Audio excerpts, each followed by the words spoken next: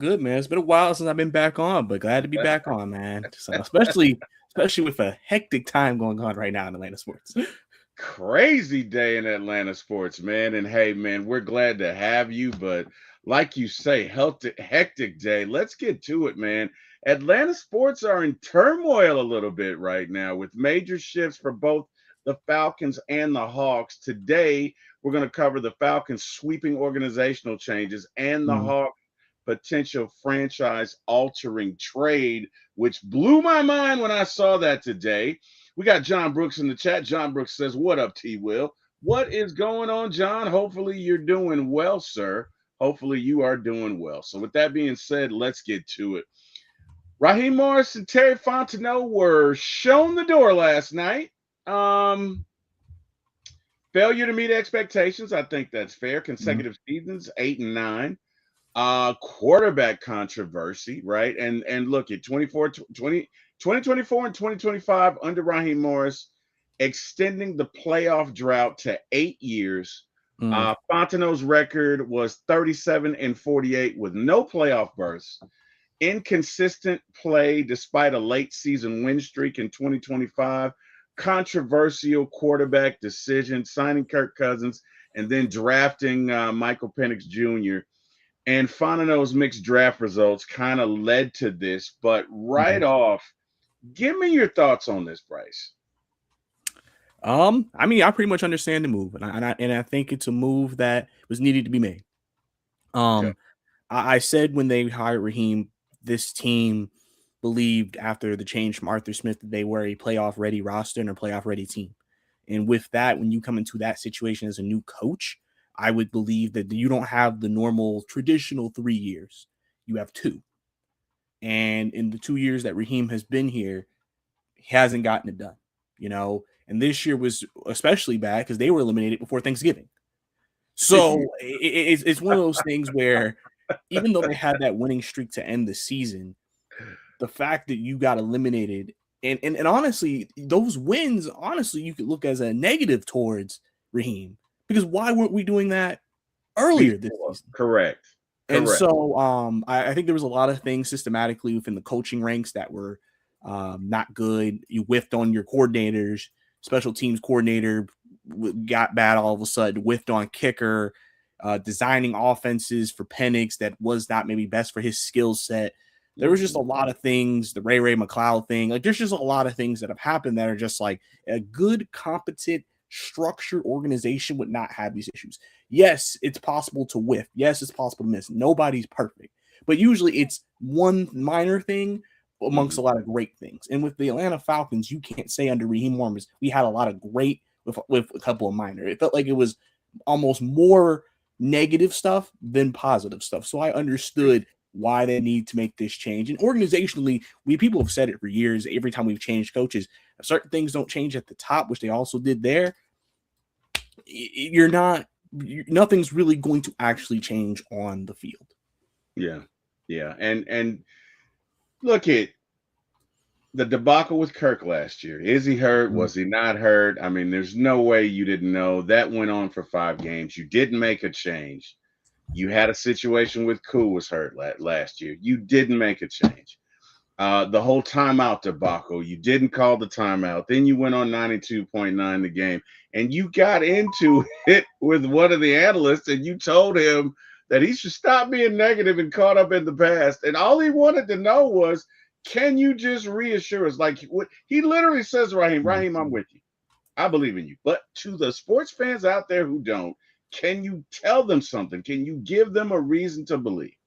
You know what Raheem Morris does? You're being negative. I mean, again, just complete. It's like he got tone deaf, right? And that was last year. Then we get into this year, the off season. We hear from Raheem. Well, there's going to be a kicking competition, and we signed Mhm. this guy through the European International Program, whatever. And it was marketed. It was sold to us as there was a kicking competition between this kicker and Koo. And we later find out this guy isn't even ready. So that's another lie, right? Mhm. And Kirk Cousins comes out in the offseason and said, well, I really was hurt, right? I really Mhm. was hurt, and blah, blah, blah, blah, blah, which makes the organization looks look worse, right? So for me, it got to the point I didn't trust a thing they said. And that's just year one, right? Then we get to year two, first game. Koo misses the kick that would have tied it, you know. And Bryce, if we'd won one more game, just one more game, we'd be in the playoffs. Mm-hmm. One more game, right? So we have that debacle. Okay, so Koo misses the first kick, you release him.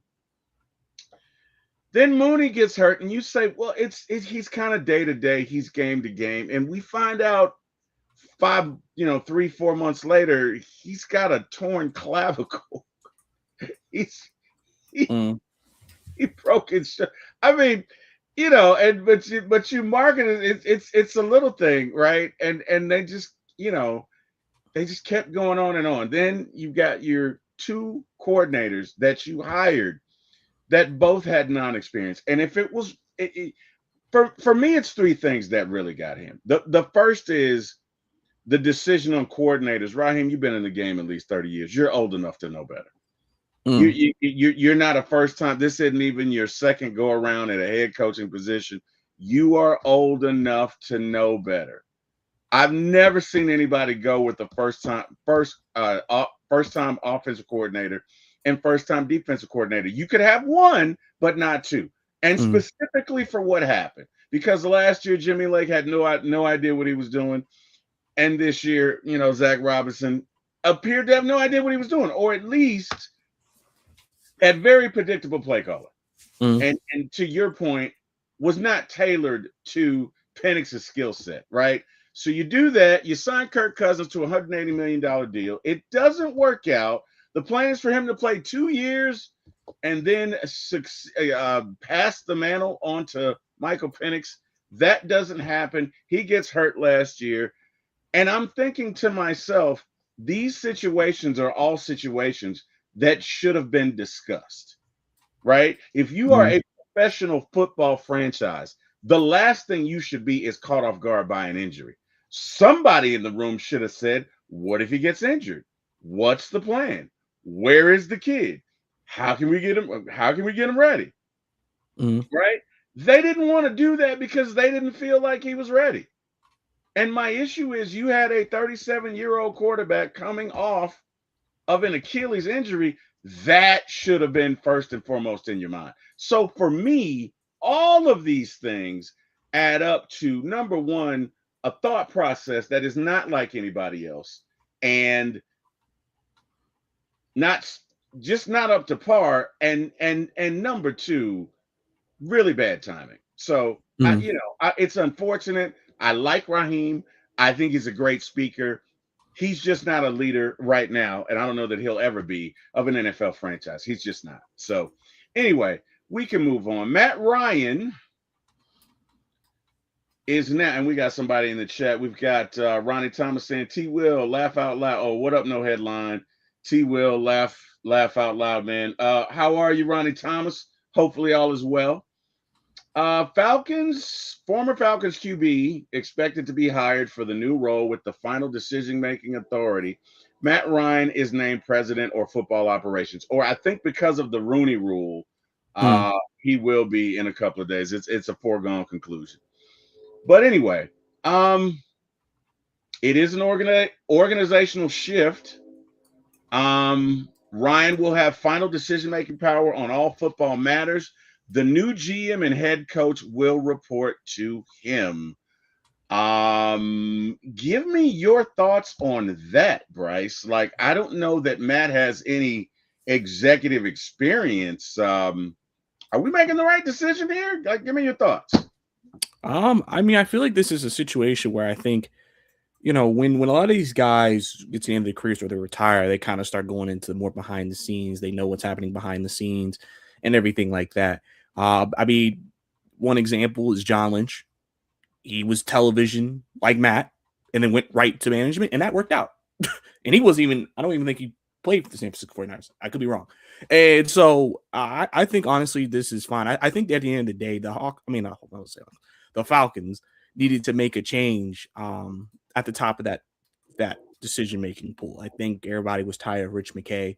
They felt like Rich McKay has ran this franchise into the ground. He's hindered this franchise for years.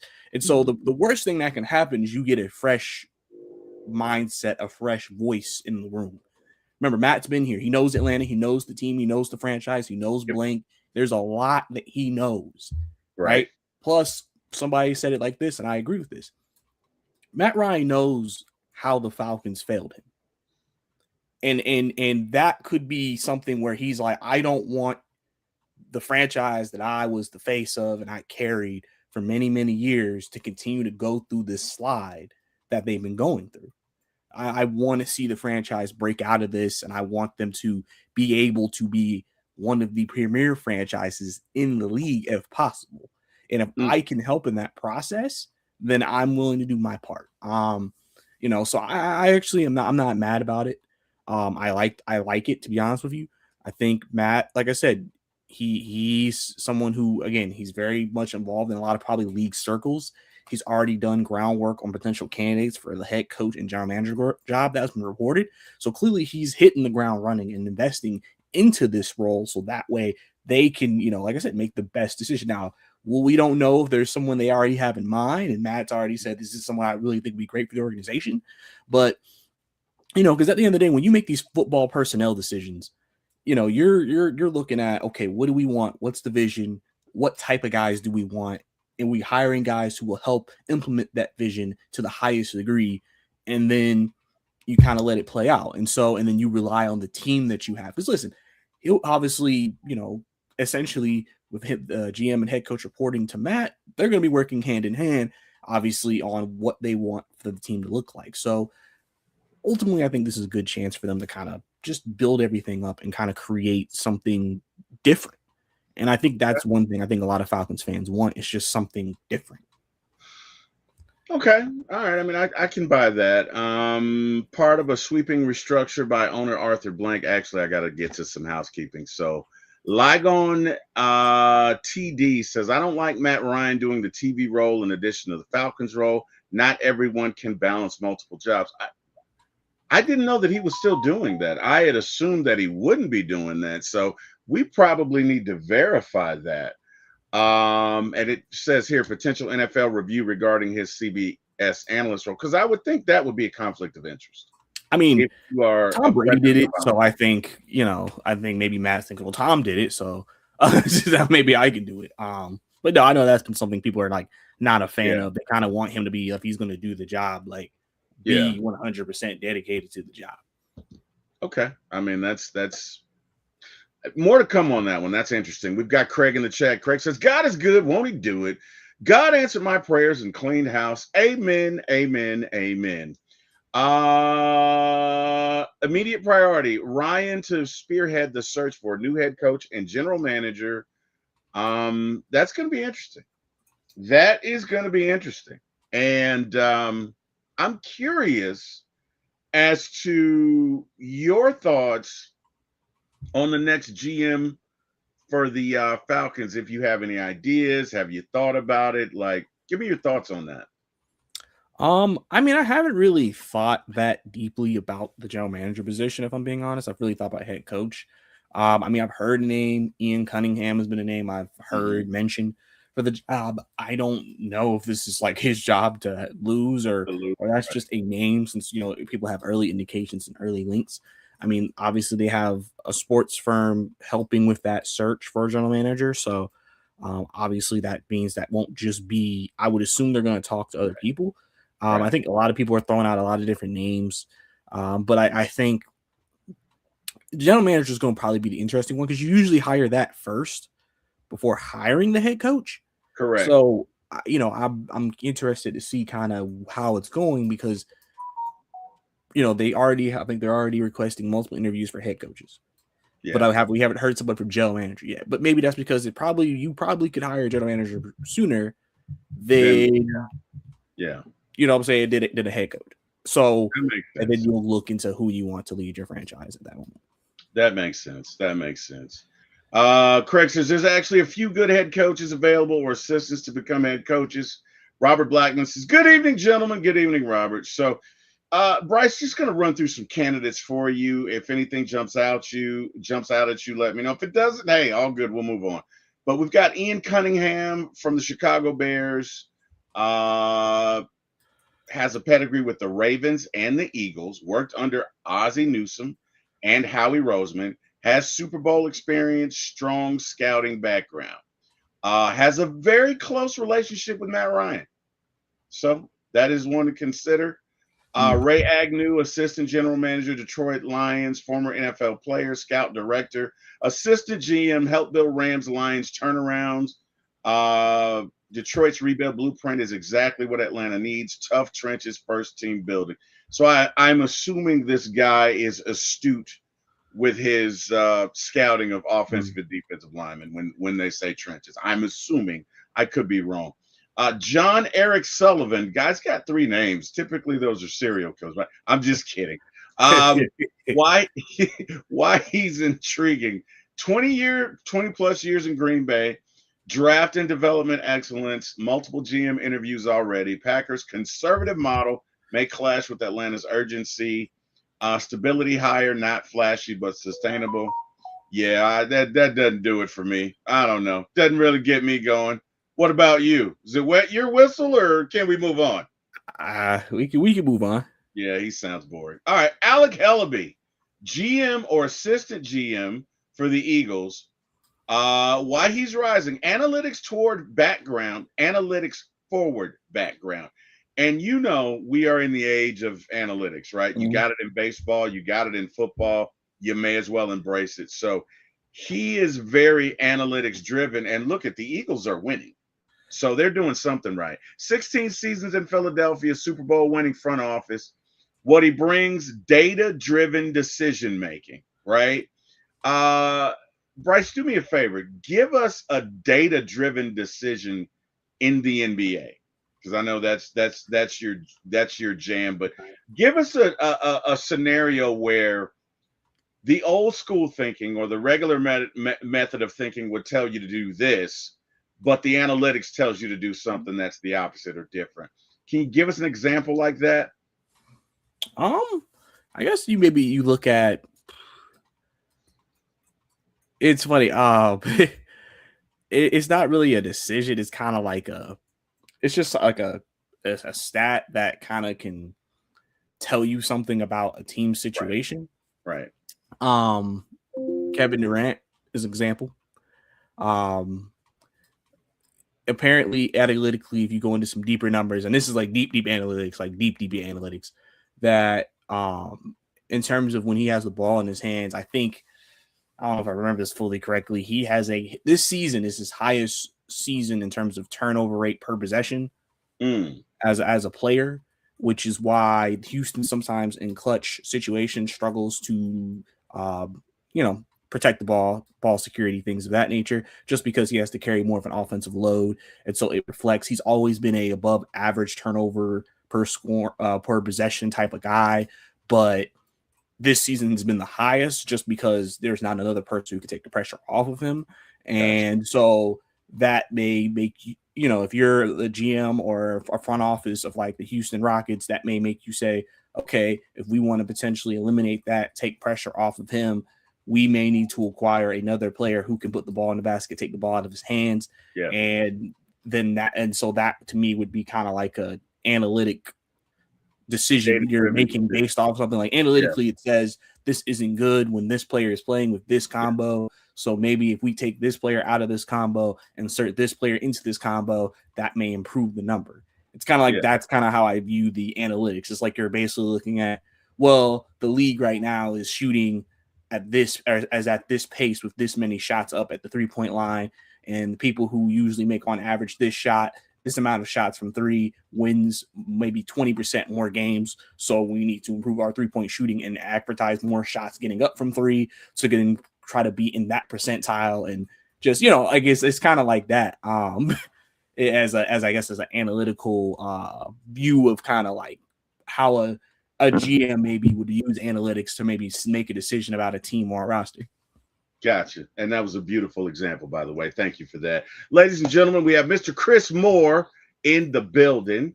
Chris A1 Tip Moore. What to do, Chris? How you doing, brother? Hopefully all is Yes, well. What's good, fellas? How y'all feeling? Hey man, all good, bro. good. We're talking about these Falcons and the move that they made, and we'll get into the Oh, Hawks yeah. in just a few minutes.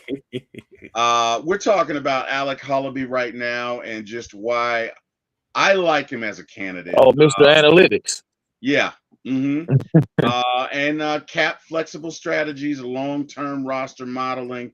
Falcons fit if Atlanta wants to go modern and analytical. Hullaby fits. And the reason I like that is because it says right there. And you know what? No. Let me take a step back. So Ronnie Thomas said something, and I was thinking this earlier. I didn't get into it.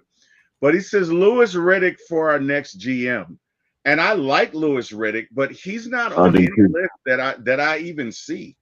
I don't even see him being considered as a candidate. That doesn't mean he's not.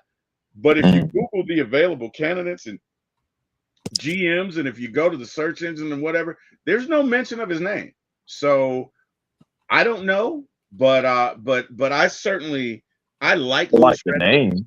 I like Louis Riddick. I really do. But again, I like the name, but I don't. I mean, and you remember, he did get interviewed before. You know, what I'm saying, around the same time we was interviewing Terry and everybody else too. Yeah. So I mean, ultimately, I feel like what really runs people away from the Falcons is like the way that they operate things, you know. And what I mean by that is, okay, for perfect example, just like right now, how we got reports out that we're requesting interviews from Clint Kubiak, you know, Stefanski, and also Anthony Weaver. Now, I do understand that requesting doesn't mean that you interviewed the guy. I mean, you're just requesting an interview. Right. But at the same time, it's like, I didn't see anything about officially, because this is official.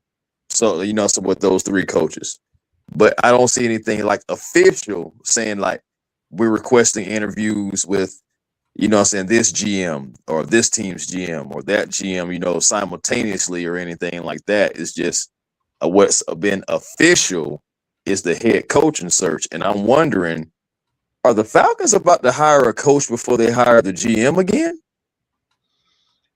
So yeah. Again, I mean, it's possible. And I'm just like, we've seen that movie too many times. And I spoke about it earlier today when me and Smitty was live. And I was like, can we get it to where you hire the president hires the GM hires the coach? Like, can we not just like boom, boom, boom like that? Does it have to be, oh, we're going to hire the coach over here, you sit tight, because we're still got to get our GM. Then we get our GM, then okay, now you sit tight. And all right, Matt, so this is what we're going to do. If you're hiring Matt, if you even bring in Matt or whatever you're going to do, and then you have him, you're like, okay, Matt, this is the plan. Now go execute with those guys like that, like a collaborative effort again. And I just like, I feel like that way of thinking kind of like scares people away, because it's like, well, I have no control. Yeah. You know, so I can't do anything. My hands are tied and I got to pretty much, you know what I'm saying, you know, you got to wind me up in the back, you know what I'm saying, like a robot, and I take off, you know what I'm saying, and do what you want me to do. And I just don't feel like that is the recipe for success. Ultimately, like if you're trying to get somebody in here that really can change things, it's like, well, I'm handcuffed, so I can't. So I think that's something to think about too. Do you think that if you're, and that's a good point, unless you already have who you want to offer the GM position to, and it's just a formality. But that's a very good point, and thank you for bringing that to our attention. Longtime exec Rich McKay is moving to a different role with blank in the organization. Wait a minute, guys, didn't we hear that before? I thought we did. I thought he had already done this. So what's the difference between this move and the one that happened 2 years ago? I'm confused. Anybody help me out here? Like, I thought we had already done this. I thought he was already not involved with anything with the Falcons. I know he was involved with Mercedes-Benz and the soccer team, but I thought he had already stepped away from the Falcons. This is confusing to me. Bryce Chris, A1, anybody have any thoughts on this? I mean, the only difference really this year is they actually have hired someone to be in the position that he was in. That's actually when they did it, they didn't tell anybody was replacing that position. They just moved him. So they could easily just be like, yeah, we moved him. But like, there's nobody who filled the position.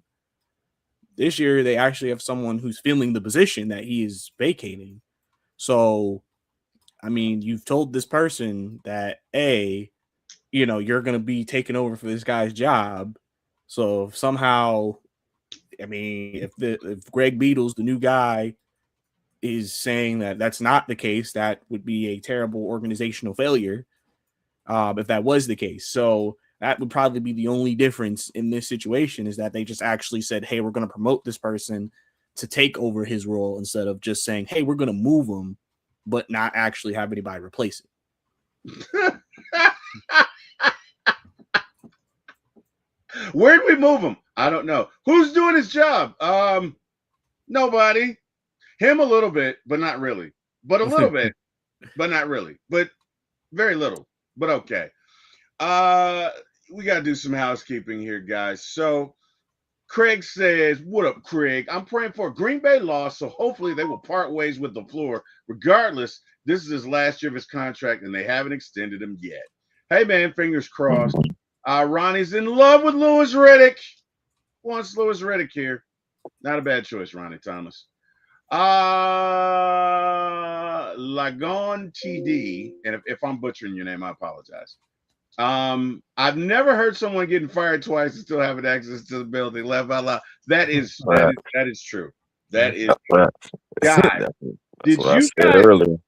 Chris, did you see that meme on Twitter where this guy says Raheem was demanding his timeouts as he was walking out of the yeah, Trey Sean had said that. Yeah.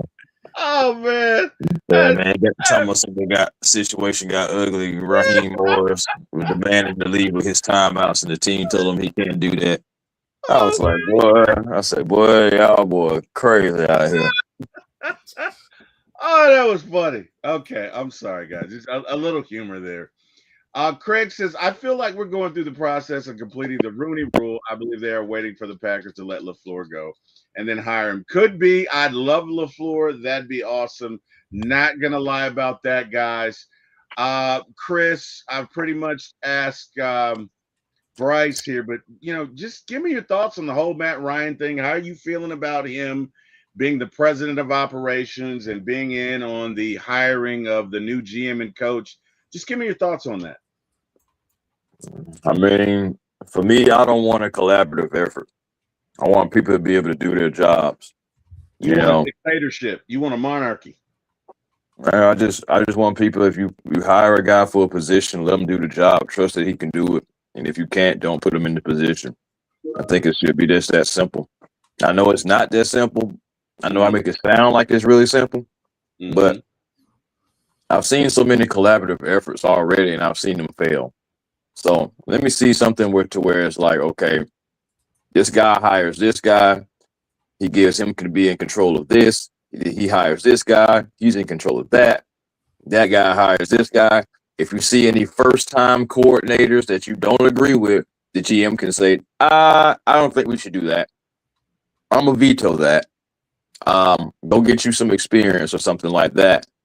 Or you can have a GM that can interview a head coach and then report back to the president, to the CEO, to the owner, and say, hey, in my experience, this is not the candidate, and I have all the outline reasons why. I asked him this, that, and the third. This is his answers, blah, blah, blah. This is the whole outline on we shouldn't hire this guy, and here's why.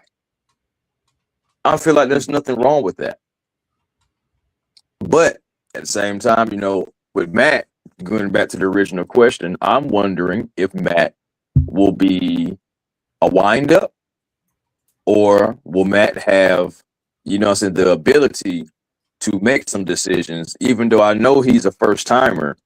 Still, will you give him the opportunity to make some decisions, even if you do have to kind of help him along the way, but still allow him to have that final say-so and be like, okay, like, this is what I think, guys.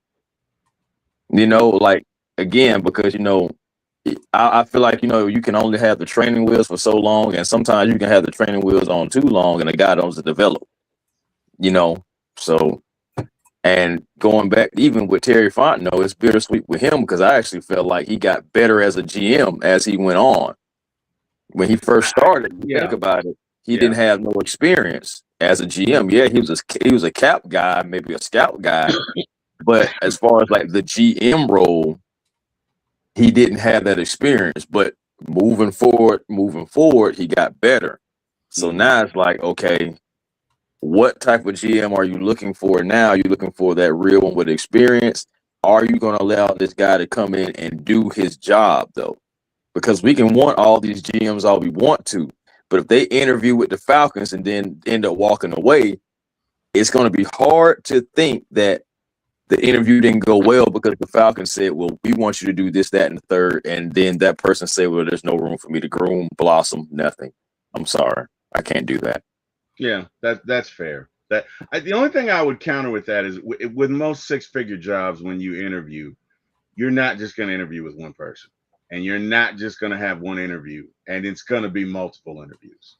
So typically, and again, that's just with most six-figure jobs, it is a collaborative effort because they feel like you at least need to be in front of multiple people before they make a decision. When I was in management with another telecommunications company, and I must have done like 500 interviews. I got so sick of doing interviews because, we did interviews a lot. But we would always interview. It was myself and a peer.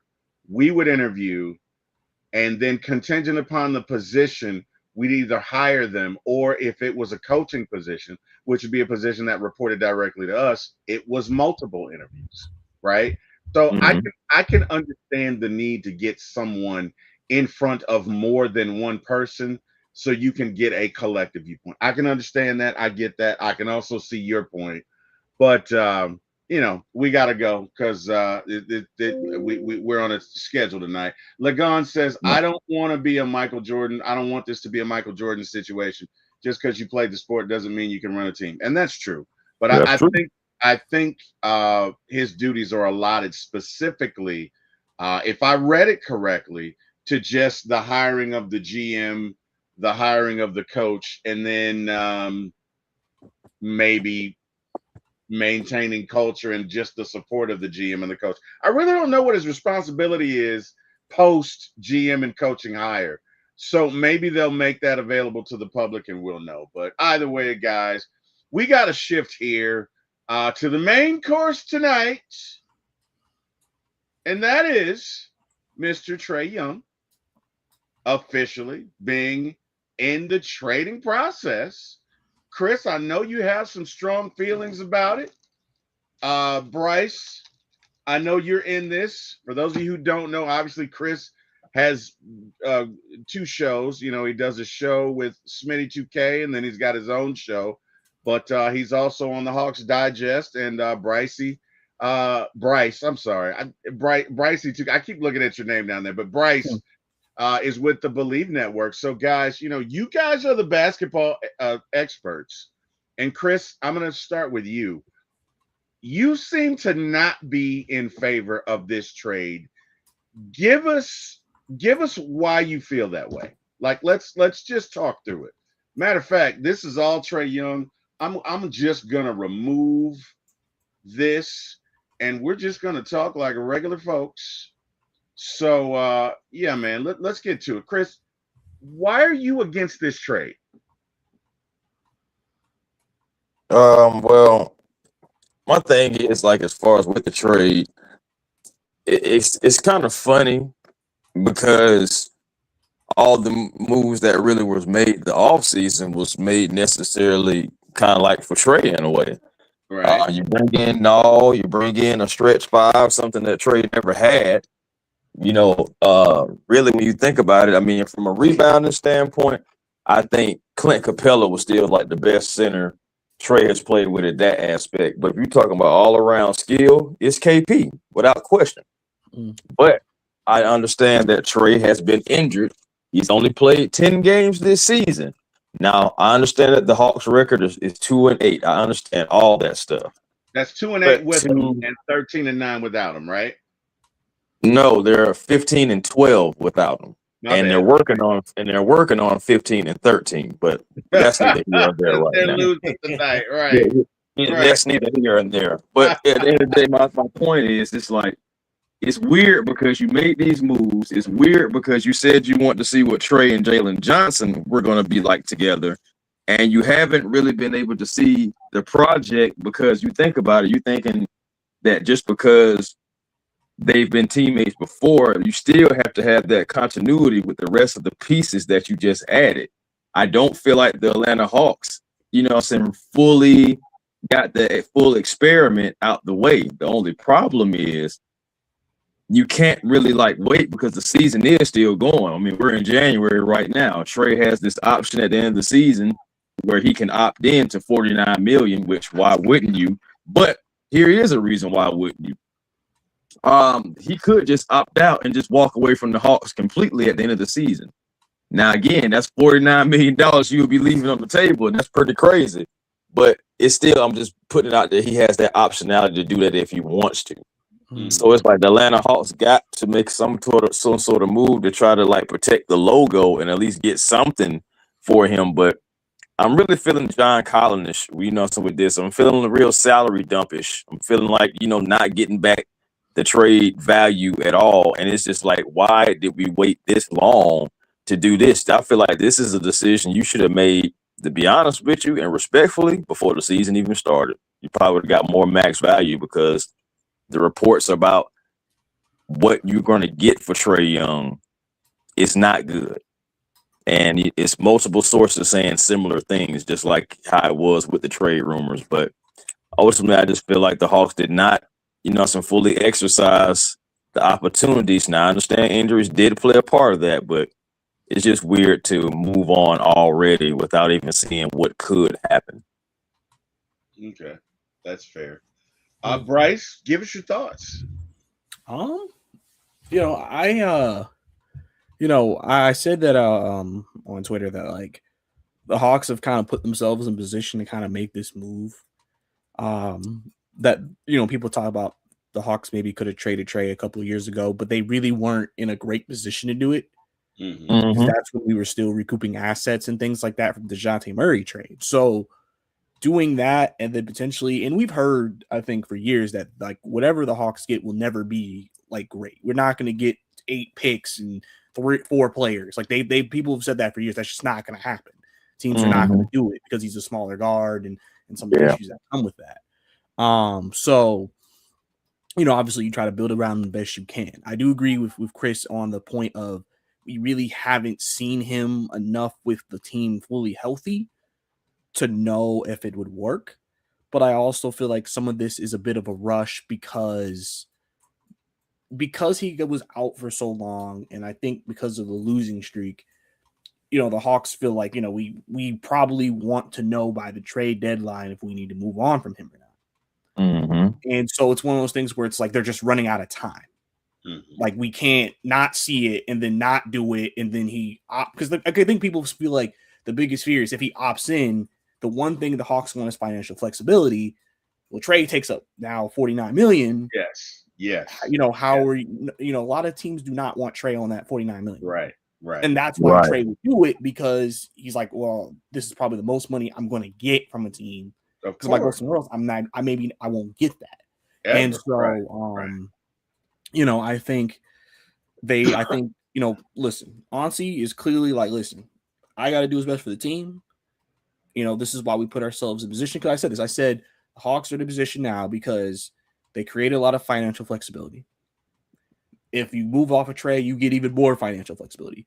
You have the opportunity next year to have a top 3 draft pick, a crap ton of cap space, and then you have a young up-and-coming player in Jalen Johnson that you would assume would get the reins of the face of the franchise. And in it with some talented young players mixed in there. And so I feel like the Hawks feel like, with that being the case and having that on the table, we have to continue to build on that and do what's best. And if that is moving off of Trae Young to help create a winning product, because I think honestly wants to create a winning product. I think he wants to get to the playoffs. He wants to get playoffs this year. He wants to get playoffs next year. Like he doesn't want to tear down the entire thing. That's not what he wants to do. But I think, it's going to be interesting because if the Hawks never got that Pelicans pick, would this have changed anything? Mm-hmm.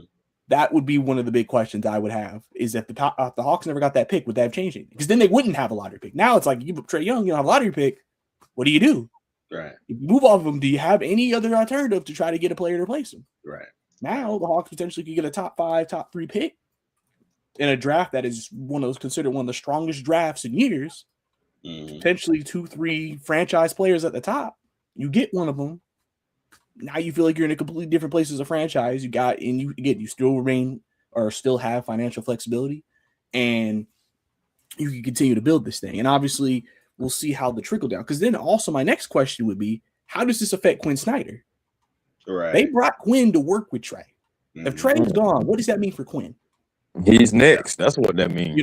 Well, I'm going to be honest, and not to cut you off, but just listening to what you guys are saying, a few observations. Number one, it feels like they really don't want to pay him that $49 million. It feels like they are trying to get out from that.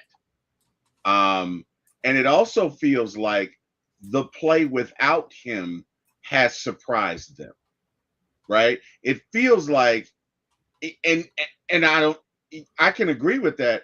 If you'd have told me that the Hawks would be 2-9 with Trae and 15-13 without him, I would have said, whatever you're drinking is really good. May I have some? Because clearly you're hallucinating right now. And it's been a long day, and I want some of that. So, number one, and guys, let me ask you this. Could they have been surprised? Could this lineup without Trae have gelled to the point to where they said, you know what? We can play without him. And you're going to pay him $49 million? I mean, $49 million, that is, bro, that is not cheap. I tell you what, I wish I had a jump shot. Jesus, we are in the wrong bracket, guys. $49 million. Again, to me, it seems like you want to get out from under this contract. How old is Trae? 26.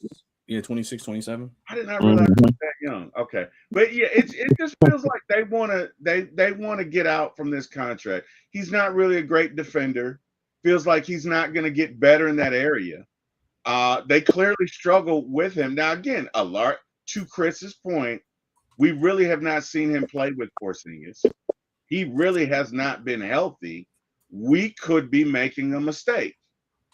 But it feels like to me, and this is just me, feels like to me they just said, you know what, Trae's not worth $49 million. That's what I think they're thinking, is that whatever we get for him, to pay him $49 million is not value. And I'm gonna cross-pollinate here and make and T Will, again, that point that you just made about they feel like he's not worth the $49 million, respectfully, let's keep it real, guys, and take the fandom out of being Hawks fans. Shouldn't that have been ironed out over last season? Over the last off season. I agree, Chris, but I don't know that Trae was the team last year, right? Right, but I'm saying this off season right here is what I'm saying, like leading up into this season. Shouldn't you have already known that you don't want to pay a guy $49 million regardless? No, I get that, but I guess what I'm saying is you also have to know that if you get rid of this guy, you can win some games. Like, you don't want to get rid of him and then just suck, just be terrible, even though as I speak, we are 10th in the league.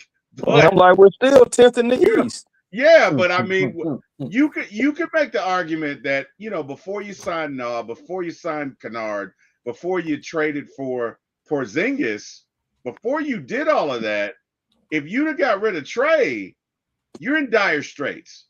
So I get the need for them to say, you know what, let's see how this plays out.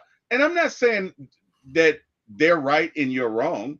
I'm just saying I see why you're right. I mean, ultimately, in a perfect scenario, You should discuss this in the offseason, but maybe they were like, let's just see how this is. I just get the feeling that Anzi, and if I'm wrong, you guys can correct me, but he doesn't seem like a trade guy.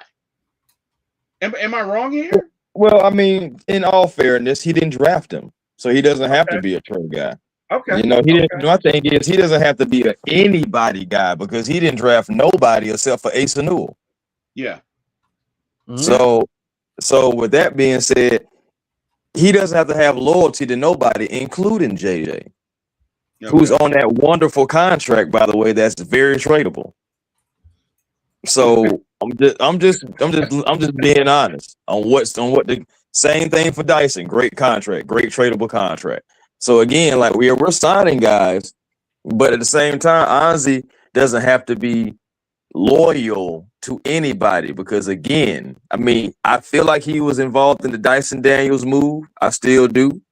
And I know that he drafted Asa Newell. So I'm looking at Dyson and I'm looking at Asa and I'm like, that's Anzi. Everything prior, it's not. So it's taking everything with a grain of salt, man. I do get that point about what you were saying, T. Will, about wanting to see if we're going to suck with them or without them and all that stuff like that. But at the same time, you still really kind of haven't. I mean, you're going off of the narratives and you're going off of the 2-8 start. But my thing is, within that 2-8 start, people forget that Porzingis got hurt within that. People got to understand that, even Trey, getting hurt with that. And people got to understand some of those losses were within that losing streak. And yes, we lost the games, but if you look inside the games, Trey was effective in every single game. We lost the game for other reasons. The bad call on Ricochet, the turnovers on defense. At the end, Trey, at the end of the game, passing it to JJ unable to handle the pass, whether it was a good pass or not. Now that can be debated. But at the same time, like JJ calling for it, the pass finally does come to you and you're not ready for it. Just situational things have happened within the losing streak. Then you got the brakes beat off you by the Spurs and Trey didn't play at all. So it's like a lot of people, I don't feel like really ultimately watch the games. I feel like, especially like in the media, that's who I'm really talking to. I don't feel like they actually really watch the games. I think they box score. Because, I mean, let's just be honest. When you're covering the NBA, you have to cover the NBA. So it's like you can't really watch every game. I understand that, too. But I don't feel like a lot of people watch the Hawks and really see the problems within. People don't see guys getting caught backdoor. People don't see the overhelping, the not boxing out, the overextended. It's so much that also that goes into it as well. But people just feel like, oh, when we trade Trae Young, everything goes away. And that's just hilarious because it won't, because there's other issues. And to add to that point, like think about some of the issues the Hawks have had this year. Defensive rebounding, that ain't got nothing to do with Trey. Transition defense. I mean, he's one guy. It's a whole team defensive thing. Like the issues we've had that have cost us in games, the lack of rim protection, that has nothing to do with Trey. And yet people are going to see that and just see an L and say Trey. And that's what they've been doing. And that's just because it fits their narrative. So, I mean, it's one of those things. That's why I've always been like, I just want us to give fair criticism to him. Like, let's be fair. Like, let's not just say, well, I don't want him on my team, so I'm just going to blame him when it's not his fault. Because, why not? So that's kind of the big thing for me with Trey is just be fair with your criticism. Because like he said, like a lot of those guys have the KP. One of the biggest issues the Hawks have is they have no rim protection. Yeah. If they don't play okay. And so once you get past Dyson and Nikhil, there's nobody stopping you at the rim. That's why they're getting cooked on defense. Yeah. They ain't got nobody to stop them at the rim. Yeah. So points in the paint, we've been getting obliterated really like all season. When you look at it, we're like one of the worst teams when it comes to points in the paint because we get dominated because teams are being physical with us. They know that we're more so of a finesse team than physical. So the physicality is not there. And just like Bryce just said, you get past Nikhil, you get past Dyson, you can get right there in that mid-range and have whatever you like you're listening to T.I. You could have whatever you like. Hey, so guys, let me ask you this. What can we get for Trey? Because I'm seeing reports of Anthony Davis. No, thank you. No, thank you. I mean, and no disrespect to Anthony Davis, he is not worth it because he simply can't stay healthy. He's not worth what you have to pay him. He's only played 12 games this year. And I don't know how many Porzingis has played. No. You already got one of those. Porzingis has played about 17 games, bro. 17, 18 games. So yeah, so that's what I'm saying. Like he still only played, that amount of games. I think him and AD were around in the same, close to it, as far as playing games. But you think about it from this perspective, though, T. Will. Just like how you saying AD is not worth it because he can't stay healthy, right? Yep. A lot of people are saying Trey is not worth trading because he don't play defense, because he don't rebound and everything like that. So really, if you trade one for the other, it's like, okay. You know what I'm saying? Like it's like. I think we'd lose that trade. I would not trade Trey for Anthony Davis. I wouldn't either. I would not. I don't see value there. Because Anthony Davis contract next year like $55 million or something like that. 57.1, and then with the opportunity, with the opportunity of making $62 million. That's what you want? No, absolutely. And what he's about to be like 36, 37. Yeah, absolutely. At least Trey is 26. Yeah, absolutely not. Like there's no way I'd do that deal. There's just no way. There's no upside. You got an aging player whose skills are eroding, and you're paying him. You're way overpaying for that, right? It's like what's his name that signed with the Mets? Like I can't think of his name. Right field. Bobby Bonilla. No. Oh my God, no. No, oh my God, you went. I'm talking about last year, bro. Talking about Soto? Yeah. Soto? There's no way Soto's going to be worth the money he's going to be getting when he's 35, 36. It's just not. He's not. Like that contract that he signed, $700 million, by the way, damn near 800. There's no way he's going to be worth that when he's 34. He's not going to be producing at that level. And Anthony Davis is worth, we're talking $57 million. 57 for somebody who's played 12 games. Get the hell out of here, man. Let's talk realistically. What can we get for Trey? Who can we get for Trey? Just give me some thoughts, guys. I mean, I don't really know if I have any certain players necessarily in mind. I feel like if you make the move, you probably want some type of guard / point guard back in return. You will probably also want expiring deals just because you want it off the books. Again, financial flexibility. Right. And then if you can get a pick or two, that obviously doesn't hurt either. So I think it really just kind of depends. It'll be interesting to see how Auntie kind of figures this out, because I'm like, obviously, if you want to still try to be competitive this year, maybe do you try to get a guard and a wing? Like, so can you get something of value where it's like, all right, these guys can maybe help us this year and we can just kind of go from there.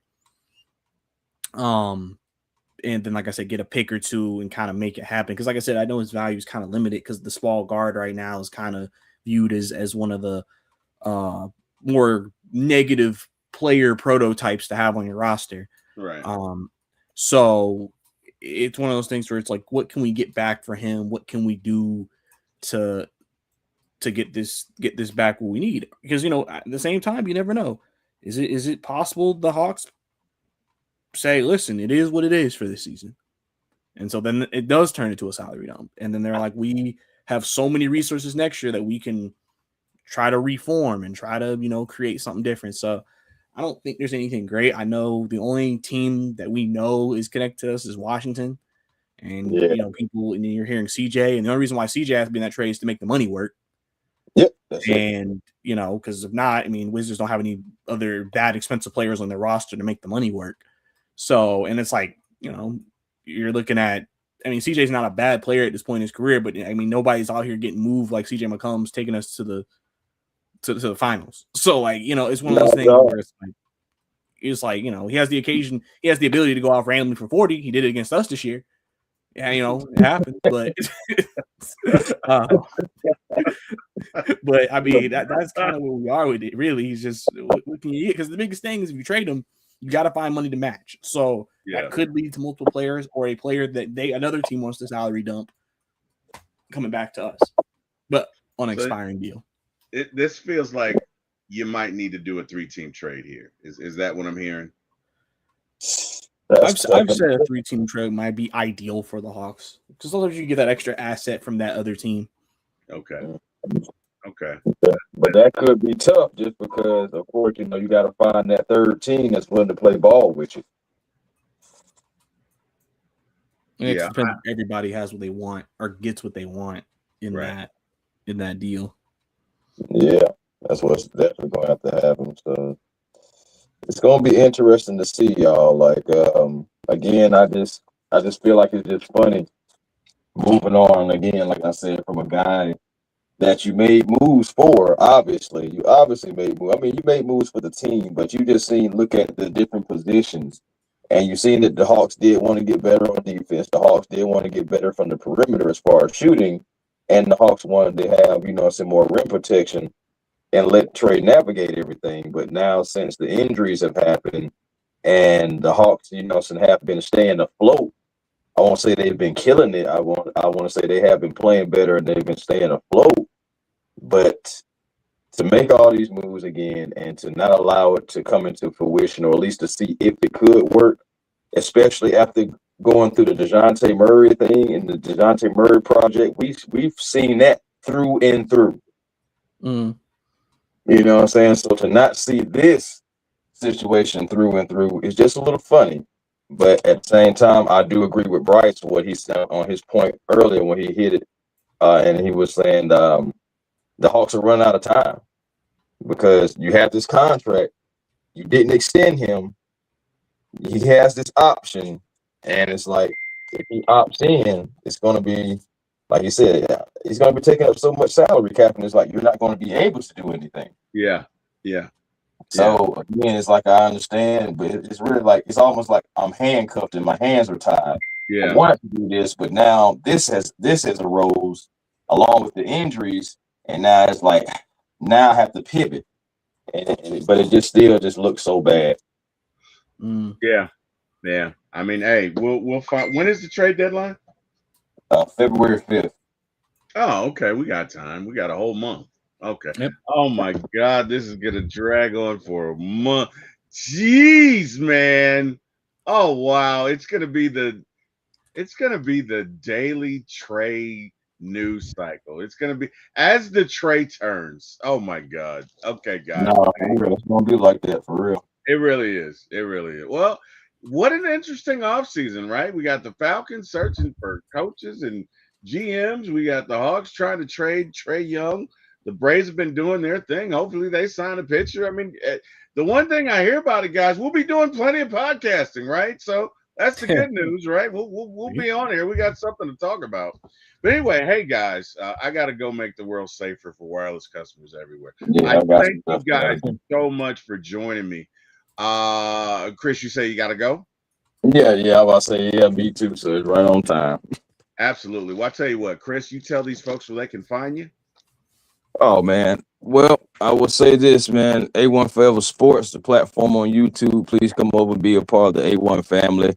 Appreciate everybody who's already a part of it. And also Hawks Digest, man, as well, covering the Hawks.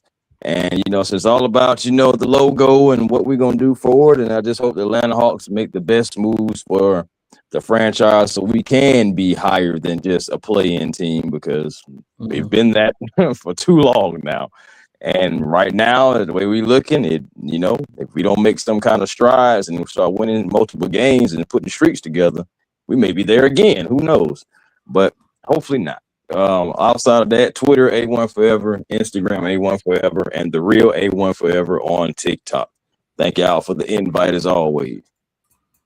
Of course, brother. And hey, man, if you guys know Mr. Chris A1 Tipmore, he's a man of many talents.